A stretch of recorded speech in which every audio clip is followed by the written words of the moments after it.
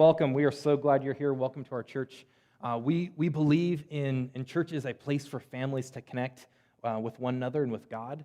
And the first part of any relationship, the first part of any sort of connection is someone reaching out and saying hello, right? And so we have a way of doing that. We want you to get connected to our church family, to be known and to know others. And the easiest way to do that, the first way to do that, is to simply say hello. And you can do that. There's these little cards in the pews that say hello, and it's a chance to, hey, my name, my phone number, or my email, some way that we can get connected with you. I'd love to take your family out for coffee or lunch or dinner or do something just to be known and get connected. If you're here online, there's no pew pocket in front of you, so you'll have to use the internet, but you can send us an email, hello@laceybiblechurch.org, and we'd love to connect with you too. In fact, there's some folks who are at our church now that we met during the pandemic who sent us an email that we were able to go out and have lunch with and who are here worshiping together. So it is a great opportunity, but please don't be anonymous. Don't hide out in the back and zoom out, but be known and be a part of the church, because a church is a family where people know one another, where they love one another, they pray for one another, they encourage one another. There's a whole lot of one anothering that needs to happen. So just want to invite you to check that out. If there's things that we can be praying for you or your family, you can also use the same card to write out a prayer request, things that we can be sharing with the family to pray for you. All those cards, they go in the little box there on the back on your way out. Lots of things happening here as we get into this new season. There's a couple announcements. One quick thing I wanted to point out that's happening soon. Hey, I should turn it on. That'd be even better. Maybe. Is there, here we go. Nope, that's too far. Something in between? Nope, well, we'll just leave it there. Okay, hey, there is the school that's sharing our facilities with us is doing a big yard sale and clothing drive. And I didn't hand out a program because we're in the COVID rules, not handing things out to you all the time. But as you head out the door, there's a little slide there or little info thing that has all the details. And there's a day that you can come. It's in October. In fact, Linda, will you come help me? Do you know the details off the top of your head? Do you remember the details of the dates and times of this thing? Yes, I do. Okay, let me give you a mic. Okay. Wow. Oh, that's okay. Let's make it so everyone can hear even online. Okay. Hi, I'm Linda Groover, and we came with the school. We're so thankful to be part of your church here. And we are going to have a big fund drive on October 17th. And that will be here in the parking lot at the church here. We are accepting all kinds of donations anytime. Just give me a call, and I'll meet you here at the church, or you can bring them and put them by the annex, and I'll get them. We're also doing a big clothing drive at the same time, where we can get money from Value Village, and our date to turn that in is on October 7th. So if you can bring any clothing in that you're not using any longer, we would appreciate that to help with the school. And I think that's it. Yep. All right. Okay, thank you. Impromptu, we figured it out. That's great. Okay, hey, we are starting our next series here in the book of Ruth. And I'm super excited about this. We're going to be in here for about 4 weeks studying this beautiful story. But this morning, we wanted to give you a little preview of what happens in our preschool class. And our lovely preschool leaders, Jim and Linda, we're going to go back in time a little bit here and hear a little bit about the story of Ruth to give us to give everyone a chance to kind of refresh themselves of this story as we get into it. If you are a kiddo, if you're a kid and you're here, I invite you to come up for a second and to experience the story from the front row. So doesn't matter your age, but if you're a kiddo and want to come up and sit one of these rows here, you'll have a front row seat to Jim and Linda. And it's also a good reminder, hey, there's things going on, not always in Sunday morning here, and there's an opportunity. If you would like to be involved in preschool ministry or working out with the kids, you can mark that on a hello card, and we'll get you in touch here with Jim and Linda, and there's all kinds of opportunities to serve. Okay, take that away, Jim. All right, thank you, Pastor. So how many of you boys and girls have had to pack up your stuff and move to a whole new place? Raise your hand. You ever had to move before? Luke, you told me you had to move. I know you've had to move before. And I know that Autumn, Savannah, and Elliot have had to move. I have a question for you guys, because you had to move from another country back to the United States, right? Do you remember that? Is it kind of young for you? Okay. Well, you moved back to your country, but didn't it feel kind of like you were leaving home and coming to a foreign country when you came back to the United States? It's a whole different culture, and everything is so different. So whenever you move, you have to get used to new friends, a new house, new places to shop, and hopefully a new church, which some of you have. We welcome you here to be in church with us. But it's all new. And so that's what our story about Ruth is about. She had to move with her mother-in-law to a whole new country that she'd never been to before. Naomi was her mother-in-law, and Naomi was from Israel, but she had moved with her husband to a different country to live there most of her life. And then her husband died, and Ruth had been married to one of Naomi's sons, but then her husband died. So these ladies were all alone. And so Naomi decided to move back to her home country of Israel. And her hometown was a little place called Bethlehem. Have any of you ever heard of Bethlehem? Yeah? What else happened in Bethlehem? What happened there? Who was born there? Jesus was born there. But you know, this story happened 1,000 years before Jesus would be born in Bethlehem. But the story of Ruth is a part of the story of Jesus, and the pastor is going to explain that in some of his messages during this month. So Ruth and Naomi came to the border of Israel. They can see Bethlehem, and Naomi said to her daughter-in-law, said, "Why don't you go home to your people?" And Ruth said, "No, I want to come with you." And Naomi tried to talk her out of it, said, "No, you need to go home to your people." And Ruth said no. And this is what Ruth said to Naomi in response to Naomi saying, "Go back home." These are famous words that we have preserved in the Bible, what Ruth said to her. She said, "For where you go, I will go. Wherever you live, I will live. Your people will be my people. Your God, my God." Probably Naomi had told Ruth about God. Ruth had worshiped other gods. She had worshiped idols and gods that were very mean and cruel and demanding and scary. And when she heard about the God of Israel, that the true God was kind and gracious and generous and protected his people, she just couldn't hardly believe that there'd be a God like that. But she wanted to believe. So she came with Naomi, I think partly to find out more about the true God. She loved Naomi, but they had a problem. They didn't have a job. We've been there sometimes, haven't we? They didn't have any money. Yeah. They didn't have a job, didn't have any money, they didn't have any food. So what were they going to do? And I'm sure Naomi was praying, and I'm sure Ruth was wondering, is this God of the Israelites truly a good God and will help us? And so she was going to find out. Ruth found out that it was harvest time. They were harvesting the wheat and the barley. Do you kids know what they make out of wheat and barley? What do you use to make? Right, you make bread. And a lot of times bread was all that they had to eat. And so Ruth found out that she could go to the fields when the workers were harvesting the wheat, and some of it would fall on the ground. It would knock off of the stalks and fall on the ground.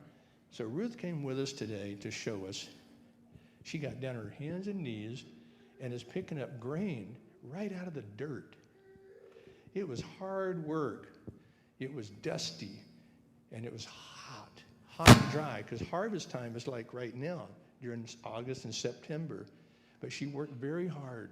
She must have been saying to herself something like, "Oh, this is so hard, but I've got to get enough grain to make food, to make bread for Naomi and me." And so she worked and worked.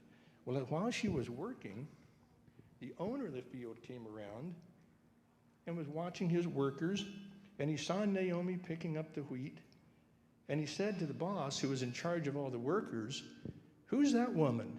He didn't recognize her. He knew she was new. And the worker, the foreman said, "That's Ruth. She's from another country, but she came with Naomi to take care of Naomi in her old age." And Boaz is the name of the landowner in our story. And he said, "Ruth, come here." He said, I want you to listen very carefully. I want you to glean from my fields only. I don't want you to go anywhere else because it's too dangerous. And I'm going to tell my people to take care of you, not harm you, to protect you, and let you get the grain for you and Naomi. Well, Ruth couldn't believe it. She fell on her knees to Boaz and said, why are you doing this for me? I'm a stranger. I'm from another country. And Boaz answered her, and he says, it's come to my attention all the good things that you're doing for your mother-in-law, Naomi. And he said, I'm praying that the God of Israel reward you for all your work. And that's just an introduction to our story.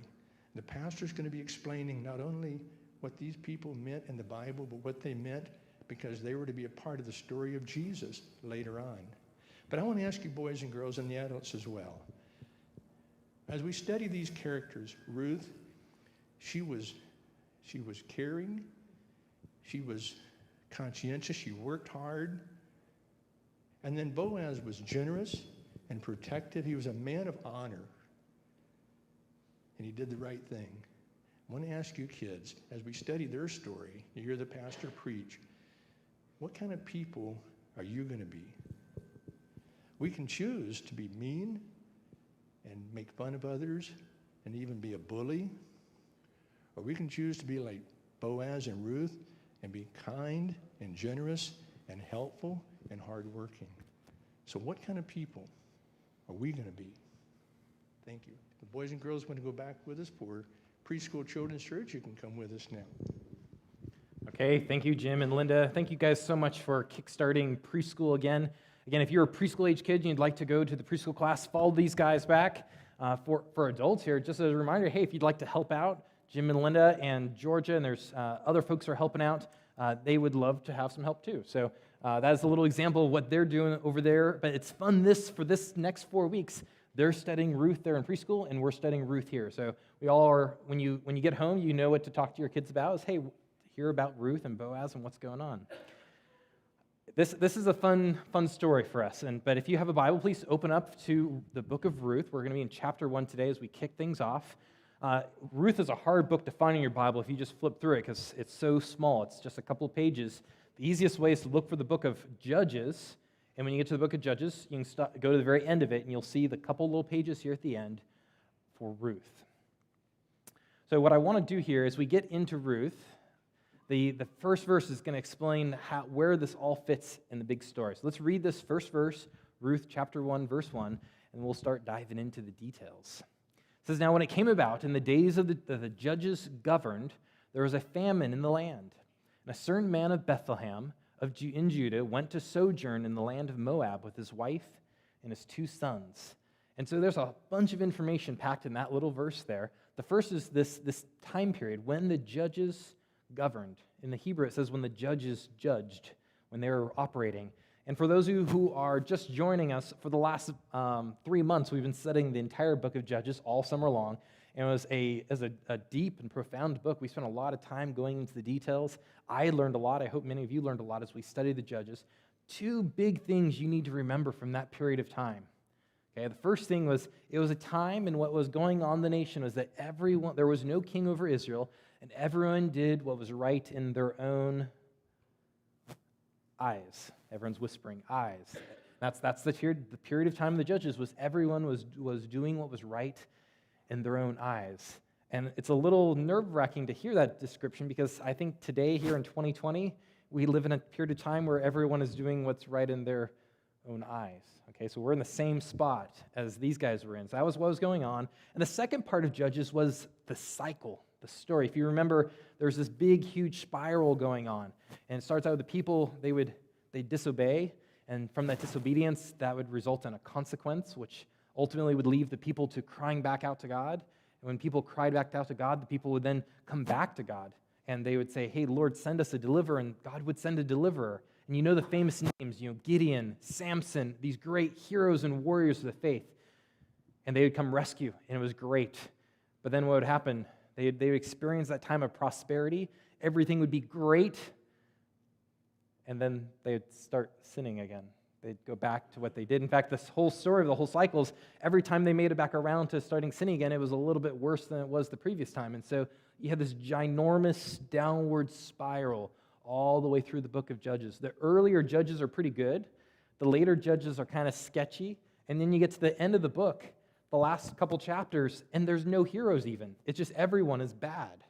And that's the time period that this story takes place. Those are really the stories of what happens when people are partially obedient, that they don't do what they're supposed to do.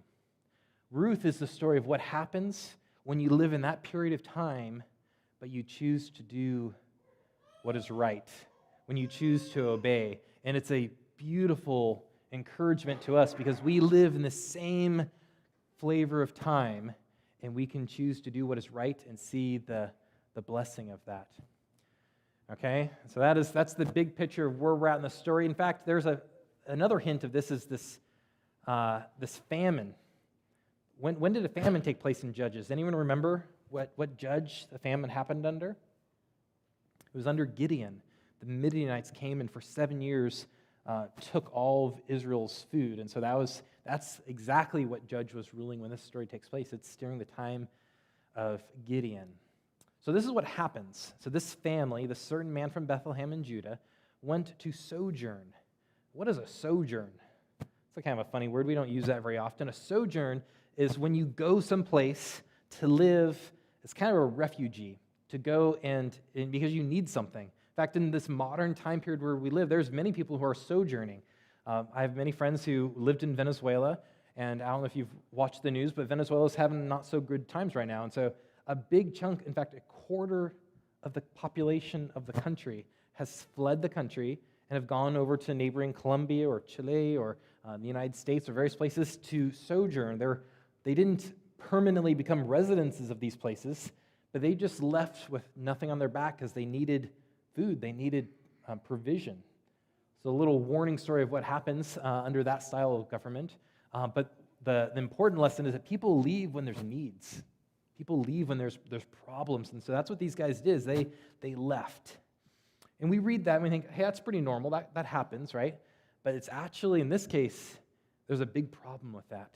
So let me help you explain why that's such a big problem. Because when you and I read this, we read it as a story, right? We're not Hebrew. We don't understand the culture, the context always. And so to understand what God is trying to communicate through the story, you actually have to kind of go become a Hebrew for a moment and understand the dynamics. And so that's what we're going to try to do this morning, is I'm going to try to take you back to the original audience and what the author is trying to communicate to them so you catch the details, because it adds so much flavor and significance to this story. So the first word that you need to catch the flavor of is the sojourn in the land of Moab. That word land, it's a great translation. It means land, but it also could mean field. Meaning they didn't go to the nation of Moab because they wanted to go to Moab because Moab was some nice place. That wasn't the case at all. They were going to Moab because of the food, the fields. They were going there because they wanted to eat. Okay, and the reason they wanted to eat is because there was a famine in their land. So, hey, we're going to go to that field. We're going to seek provision from this land. That was their motivation, and that was a big problem. It was a huge problem because in the book of Moses, in Deuteronomy, there was a instruction to say that they shouldn't do that exact thing. Let me paraphrase this from Deuteronomy chapter 23. So it says, "No Moabite shall enter the assembly of the Lord." And it goes on to explain some details of how long that should be. And it says, there's a reason why. It says, because they did not meet you with food and water when you came out of Egypt. See, that nation was they had a consequence. As a nation, they were supposed to do something that God had asked them to do, but they didn't. They didn't share when Israel exited. You see, Moab it's in the family. It's the descendants of Lot, Abraham's nephew. So these guys were kind of in the family, and when God said, hey, you need to provide for these people as they're exiting out, they said, we're not going to do it. And so God pronounced a judgment on Moab, saying, hey, you're not going to have anything to do with the blessings I'm going to give to these people. And so he goes on to say in 23:6, it says, you shall never seek their peace or their prosperity all of your days. It's a little bit like this. Imagine mom and dad in this case God, say, hey, you have a consequence. You've done something really wrong, and so you're going to have to go to bed with no dinner. It's a pretty strong consequence, really. I'm not sure we've really done that all that much in our family, but you can imagine that. Hey, you've done something wrong. Hey, no dinner for you. You need to go straight to bed. And then someone else comes along, like say it's your aunt, and you go to your aunt and say, hey, aunt, can I have some snack before I go to bed? Like, is that what's supposed to happen? No, that's not what's supposed to happen. If someone gives you a consequence, you're supposed to take the consequence and learn from it and process through that and not be running off to someone else for your needs.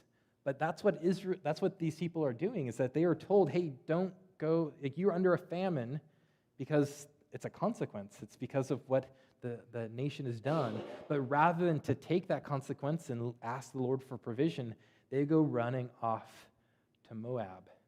And that's the problem. That's the conflict in the story to start things off with, is Naomi and her husband and her kids, they know they're not doing what's right. They're doing it on purpose, and it's a problem. Okay? They're just like the stories of the judges that we've been reading about. Their starting place is already in a place of disobedience. Okay? You have to catch that's where they're at to start this story, because then the rest will make a whole lot more sense, that they know they're not doing what's right. They're seeking to get out from underneath what God is causing to happen to them, but they're not doing it properly. Okay, so here's the journey across the, of course, you probably wouldn't cross the Dead Sea, you'd probably walk around it, but it's about a 75-mile trip out over around and up into the fields of Moab. Okay, so that's what this family does. And they did it because of the famine, and they tried to meet their own needs rather than going to God. They decided to go to Aunt Moab. Okay, so we'll keep going in the story. The name of the man was Elimelech, the name of his wife Naomi, and the names of his two sons were Mahlon and Chilion. I'm not saying those right. You should talk to a Hebrew guy. Ephraimites of the Bethlehem in Judah. Now they entered the land of Moab and remained there. Again, if you were native, there'd be two things that would jump out from this to you. The first is these two names, they mean weakly or wasting, as in like they were probably born with some problems. It doesn't say what kind of problems, but just know that, hey, these two kids are not healthy to start with as what they're going on. So they're already not very healthy as they're going on this sojourn. Maybe that's why they decided to try to take matters into their own hands, because they were concerned about these kids, but the kids are not healthy, and you have to know that too. So then Abimelech, Naomi's husband, died, and she was left with her two sons. So it's a bad situation. So Naomi, her whole family, they're fleeing the famine, they're fleeing out of Israel, they're looking for food, they get into the place, and her husband dies. It's from a bad situation to a worse situation, because they went from having no food available to now that she has no food available and she has no husband to take care of her. And remember, the time period we're in, the significance of being married was a huge deal. It was a massive deal. He was the person who provided for your family. That the property rights, inheritance, all those things were driven by your husband. And so it's a huge, huge deal for her to lose her husband. So it's now worse, and it keeps going. After dear old dad died, the two sons, the not healthy ones, they took for themselves Moabite wives. The first one was Ophrah, and the other one was Ruth. And they lived there about 10 years. It's so fascinating. The law says they shouldn't have done that. They are not supposed to marry folks from Moab in the same that same passage talking about the prohibitions. It's not what God intended. It's not what God prescribed. But it's so fascinating, and this is not in this. You have to know what we know now. But isn't it so fascinating how God's grace uses broken situations when things are not right, that God's grace still works things out? We're going to find out at the very end of the story that Ruth here is in the lineage of Jesus Christ himself. That's amazing that God took this broken situation, people not doing what they should be doing, and yet redeems it. And it's a reminder, because where we're at, we all do things that are not what God wants us to do. We all are broken. We disobey. We are like this couple sometimes. It's a good reminder that God still can use us. He still uses broken people to accomplish what he set out to do. remember that in the back of your mind as we get to the end of the story. So then Mahlon and Chilion also died, and the women were bereaved of 2 children and her husband. So she goes from the proverbial bad to worse, from the worst to the worst. And I think that's probably not proper English, but the reality is that Naomi is now in just about the worst possible deal. She now has no husbands, no adult sons, no one to take care of her.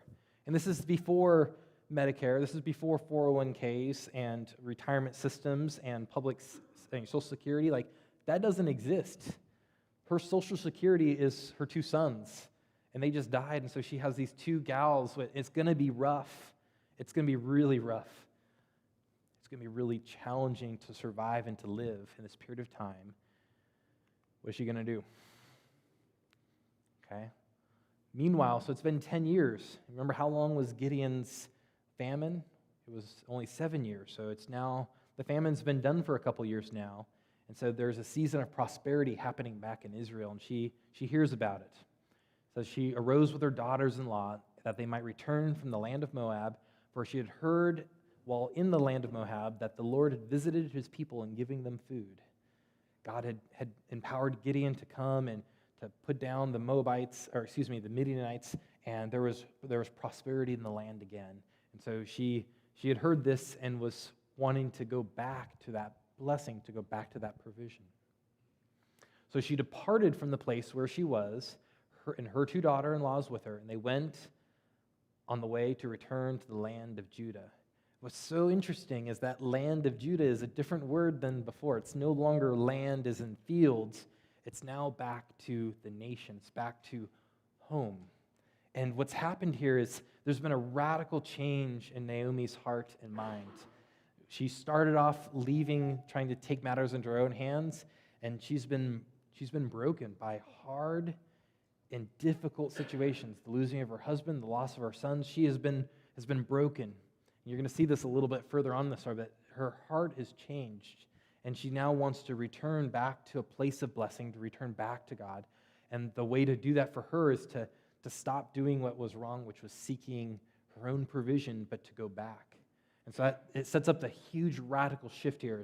It went from her and her family trying to seek her own provision to this is the point where it flips around, and now she's seeking after God's provision. And that's what we need to do in our own lives, is to not be on our own self-provision, but be on, hey, what is God going to provide? How? It's an okay question to ask. Lord, how are you going to do this? The difference is, are we asking, or are we just trying to figure out and do it all ourselves? I think too often we just try to do it in our own strength rather than be asking, Lord, how is this supposed to happen? What do you want to see happen here? We don't ever ask the question. But here she heads back. There's been a return in her heart. And Naomi says to her 2 daughter-in-laws, which again are her entire Social Security plan, go return to your mother's house. May the Lord deal kindly with you as you've dealt with the dead and with me, meaning the dead being her 2 sons. And so let's unpack what that means. The first is this mother's house. Normally you would go back to your father's house. That would be the phrase, and you'd see that all through the Old Testament. Hey, go back to your father's house, meaning go back home. But in this case, this mother's house, the significance of that is meaning go back, you can seek new marriage. Because the mother is kind of connected to all things marriage related. And so basically, hey, go back to your mom, figure out get remarried, figure this out, redo your own life. I'm releasing you from the obligation of taking care of me. It's a gracious thing that Naomi is doing by saying, hey, go have a regular life. My sons have died. Rather than stay and take care of me, which would have been the custom, the expectation, he's saying, hey, no, go and do your own thing. Go and start over. And she asks a kind of a blessing on them. May the Lord deal kindly with you as you've dealt with the dead with me. And this is a fascinating word we're going to see throughout this whole book, this word kindly. It's the Hebrew word hesed, and it means it's a covenant love. It's a steadfast love. It's faithfulness. It's loyalty. It really is in the significance of in a relationship, whether with a man and a woman in a marriage or with an extended family or even God and his people, a covenant loyalty. And so Naomi is saying, hey, the same way that you've been loyal to my family, you've been loyal to me, she's asking that God would be loyal to them. And it's very significant in that she's still in Moab when she's saying this, and it's not the generic word for God, it's the Yahweh, it's the personal name of God. So she's invoking, basically kind of saying, hey, God will protect you and provide for you even here. And they would have otherwise been worshiping Chemosh or the Moabite gods, and Naomi asks a blessing on them while they're away, but is still appealing back to the one true God. And so there's a difference. Her mind has changed, her heart's changed a little bit, but she's praying this blessing upon her daughter-in-laws. She goes on to say, may the Lord grant you, may you find rest, each in the house of your own husband. Basically, hey, get remarried and have prosperity there. She kissed them, they lifted up their heads, and they wept. So there's some emotion, some tears, some hard things of saying bye-bye to mom. And catch this, know this. This is a selfless act by Naomi, releasing her daughters in a way that is, from the society's point of view, she's giving up her means of survival by saying, hey, go, God is going to take care of me, we'll figure this out, but you go be normal and have a regular life, and don't let this burden you anymore. So how do the girls respond?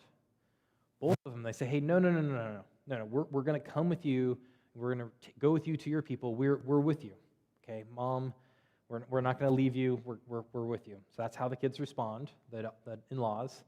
But Naomi, again, time number 2, says, hey, no, ladies, return my daughters. Why should you come with me? Have I have yet sons in my womb? And that was their tradition. Like if your husband died, another child from that same family would then marry you and redeem you and give you access to your property and all those kind of things. So there was a method of doing that. And she's saying, hey, I'm not going to have any more kids. There's not going to be anyone to come along that's going to fix this problem. That could be your husband's. So she's saying, no, go, return my daughters. I'm too old to have a husband. And even if I somehow miraculously did get a husband and was able to miraculously have kids, are you going to wait till they're old? No, you're not going to do that. Just go get married. And so Naomi is basically saying, hey, seriously, ladies, this is going to be tough. God's going to figure this out. Here in a second, you're going to find out, hey, I'm responsible for this myself. Go do what is best for you. And so Naomi is being loving, and she's being gracious and helping her kids, her in-laws, get picked back up in life. So know, my daughters, this is harder for me than it is for you, for the land of the Lord has gone forth against me. And this is the clue that Naomi has recognized what on earth is going on. Why is it that her husband has died and both her sons have died?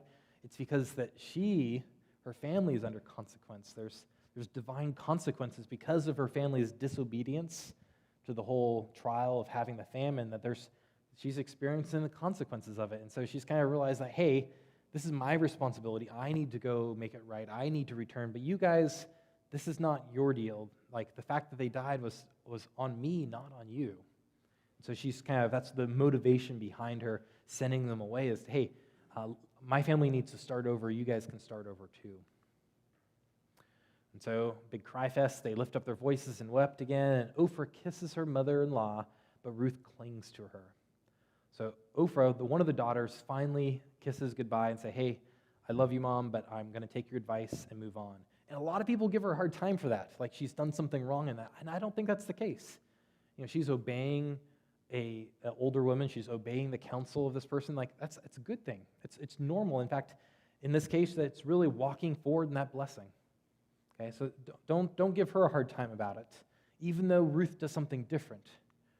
Ruth goes further into this concept of Hesed, goes further into this covenant loyalty, this promise of sticking with you. And it's a beautiful example. It's gracious that she does this. It's the way God interacts with us, that he is gracious beyond measure, beyond what is reasonable. And I think it's a good model for husbands and wives too, to have this sort of sacrificial Hesed, this sacrificial loyalty to one another. That's what makes extraordinary marriages, is when you love one another like that. So there's the contrast between these two characters. Ophrah chooses to become a wife again. She does the sensible and the expected thing. nothing bad about that. It's maybe the advice you'd get if you come talk to a counselor or something, like, hey, this is what you should do. Ruth, on the other hand, Ruth chooses to remain a daughter, even though that it means giving up the hope of kids, the hope of family, the hope of prosperity, the hope of all these good things. She's giving it all up. She does the extraordinary thing, the unexpected thing. And it's this beautiful image of how God loves us and what Jesus did. Because what should have Jesus done in so many of those situations, right? Called down the angels, wiped them all out, called it a day. That would be maybe the reasonable, expected thing. But what does he choose? Jesus chooses to do the extraordinary thing of laying down his life for us. Ruth is like a little picture of that, of this unconventional, this radical love is all in. And so Ruth models that for us, for how God loves us and how God is all in and gracious with us, that he would do this extraordinary thing. It's this beautiful, beautiful picture. So the conversation, a third time, Naomi tries to get her to go back. She says, behold, your sister-in-law is going. Hey, you should go too. Back to her people and her gods. Return after your sister-in-law. Hey, go. Seriously, go. But Ruth says to her, I urge you not to leave, Ruth said, do not urge me to leave you or turn back from following you. For where you go, I will go. Where you lodge, I will lodge. Your people will be my people, and your God, my God. Just as Jim talked about. Basically, she's saying, hey, no. I'm all in. I'm with you. Don't send me away anymore. I'm going to stick with you. I'm going to stick with you. Where you die, I will die, and there I will be buried. May the Lord do to me, and worse, if anything but death parts you and me. She's all in. Whatever needs to happen, she's willing to lay it down. It's this model of sacrifice, this, hey, I'm going to do what it takes. And it's interesting, I think when people do this, when they choose to lay it all down, I think God catches God's attention a little bit. Like, hey, this person's all in. They're willing to lay it all down to do what is right. And that's something that God blesses. We see as a pattern throughout history that when someone does that then God turns around and says, hey, I like that. Let me see what we can do. And it's a fun story here in the next couple of weeks as we unpack how God works through this gal's reaction of being all in. So Naomi, when she saw that Ruth was determined to go with her, she said no more. So the conversation was done. She's in. And they both went and they came up to Bethlehem. And when they'd come to Bethlehem, the city was stirred because of them. And all the women said, hey, is this Naomi? She had been remembered. It had only been 10 years. And this hike that the two of them went, it's like us being here in Lacey and hiking up to Paradise. Again, about 75 miles, twists and turns, and it's about that same much elevation rise too. So they're down in the fields of Moab up to the city of Bethlehem. It's not a small journey that these ladies went on together. So they did the hike, they went up to Bethlehem, and then they arrive. Everyone's talking. Hey, is that Naomi? Is that who I think that is? And Naomi stops them and says, hey, don't call me Naomi. Call me Mara, because the Almighty has dealt with me very bitterly. And again, if you were original audience, you would catch these details. Her name, Naomi, means pleasant, pleasing. Mara means bitter. And so she's basically saying, hey, I'm not pleasant. I've not been through good things. I've been through hard things because of my disobedience. You shouldn't call me pleasant. You should call me bitter. Because I've experienced the consequences of walking wrongly. And she goes on to explain, hey, I went out full. I went out with a family, with kids, a husband. I went out with everything I needed, but the Lord has brought me back empty. And that's what happens with all of us when we walk out full, but we walk out in sin. Little heads up, you'll come back empty when you're done. That's how it works. She says, why do you call me Naomi? Since the Lord has witnessed against me, the Almighty has afflicted me. She had the consequences of her disobedience. So Naomi returned, and with her Ruth the Moabitess, her daughter-in-law, who returned from the land of Moab, and they came to Bethlehem at the beginning of the barley harvest. And that's how chapter 1 ends, with the beginning of the barley harvest. And it's a hint of hope. if you recognize the significance in this culture of what the harvest meant, especially after a period of years and years of famine, this is now year 3 of them starting to be prosperous, that there's hope because God has provided another year, another harvest, and there's hope. And so that's how the chapter ends and leaves you kind of hanging. Hey, what's going to happen? What is God going to do with these characters? As we continue the story here in the next couple weeks, there's 3 important details you need to know from this chapter. One, that Ruth was a Moabitess, that she was a foreigner. She was not a Jew. She was a Gentile. She was not part of this traditional Jewish ways. You need to know that. She's out of place. Number 2, you need to know who Naomi is, that she's the mother-in-law. Okay? And the third thing is you need to know that this incredible, extraordinary thing has happened, that Ruth left her country, left everything she knew, and accompanied her old mother-in-law back to Bethlehem in order to take care of her.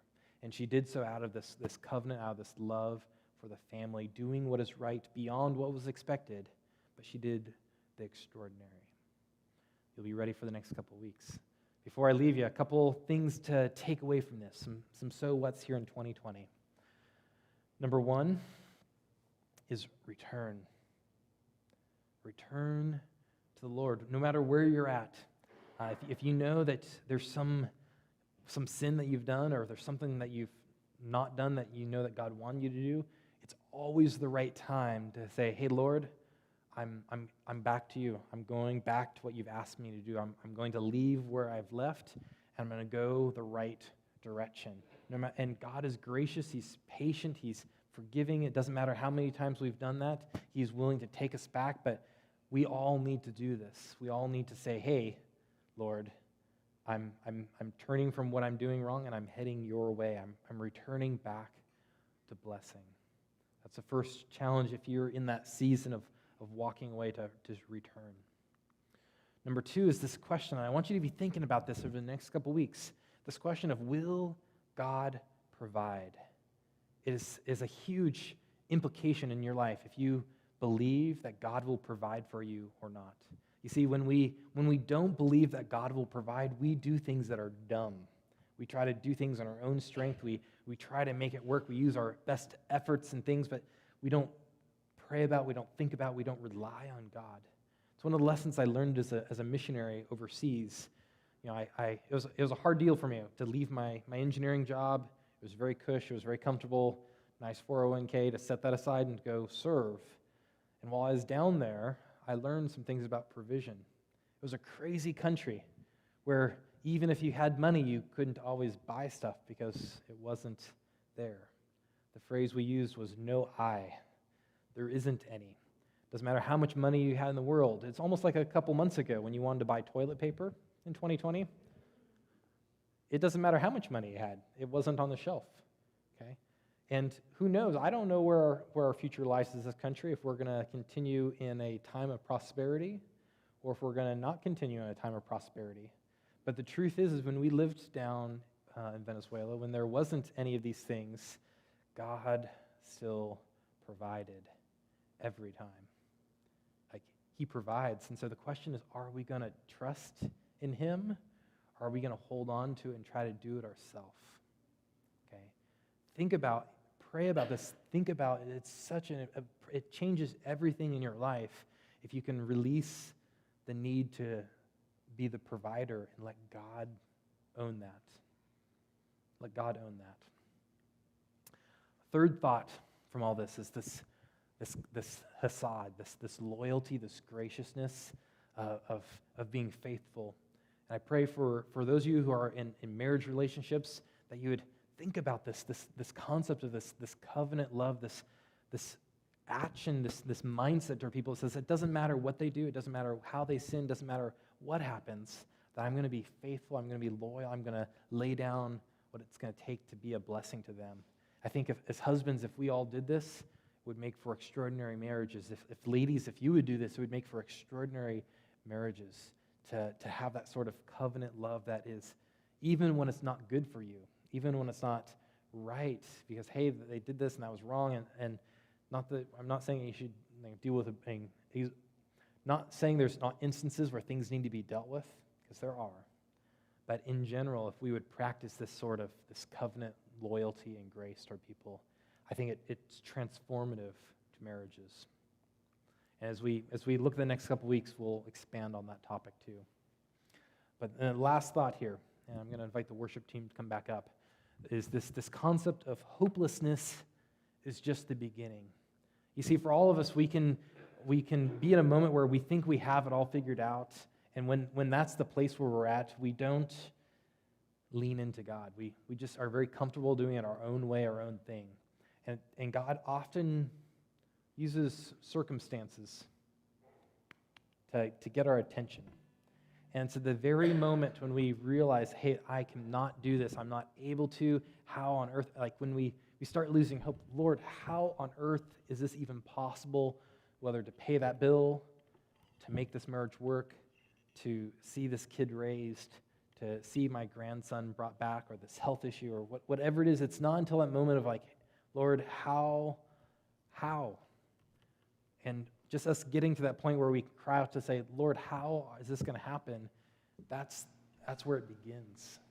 That's where you begin to see God at work in huge and amazing, powerful ways. Is that moment when we give up hope in ourselves, recognize that it's only Him who can do it. This song we're going to sing is reflective of this a little bit, and also this concept of covenant love and this promise of who God is and what He's done for us.